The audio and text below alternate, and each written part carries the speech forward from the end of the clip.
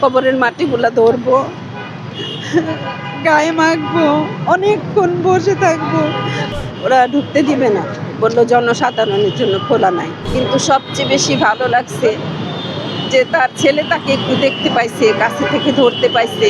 আমি আসছি মগবাজার থেকে, হেঁটে আসছি, মানে গাড়িতে উঠবো এরকম একটা অনুভূতি মাথায় আসে নাই।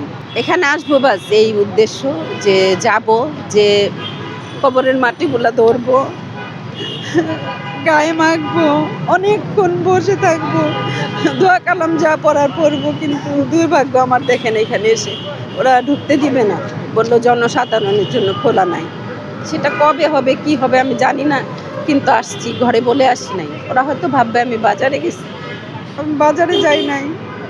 আমি ওখান থেকে সোজা হাঁটা এখানে আসছিলাম কবরের খুব কাছে যাওয়ার জন্য, মাটিগুলা ছুঁয়ে দেখবো। আর আমার মা বাবা ভাই বোনকে সবসময় দেখতাম, একদম জিয়ার সময় থেকে, আমি ছোটো ছিলাম তখনও দেখতাম যে এরা ধানের শীষে ভোট দেয়। কেন দেয়, কী দেয়, সব বুঝতাম না। বড় হয়ে হয়তো বুঝছি যে দেশে একজন প্রেসিডেন্ট থাকলে তারে সমর্থন করতে হয়।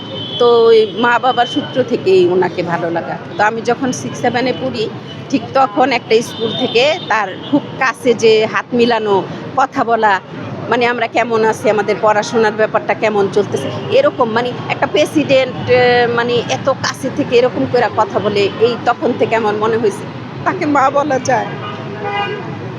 তখন থেকে আমার মধ্যে মায়ের অনুভূতিটা, কিন্তু তাকে আর কাছে থেকে দেখা হয় নাই। তার কারণ 17 বছর ধরেই তো সে জেলে জেলে তার কাটতেছে।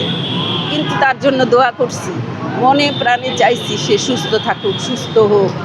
কিন্তু সবচেয়ে বেশি ভালো লাগছে যে তার ছেলে তাকে একটু দেখতে পাইছে, কাছে থেকে ধরতে পাইছে, মাকে খুব কাছে থেকে কিছু বলতে পারছে। জানি না সে শুনতে পাইছে কিনা, আইসিইউতে রাখা ছিল এটা আমি জানি।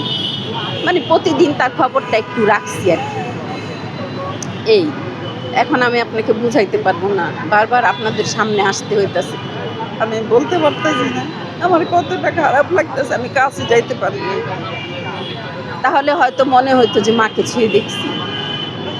এই অনুভূতিটা আমার মধ্যে আসছে।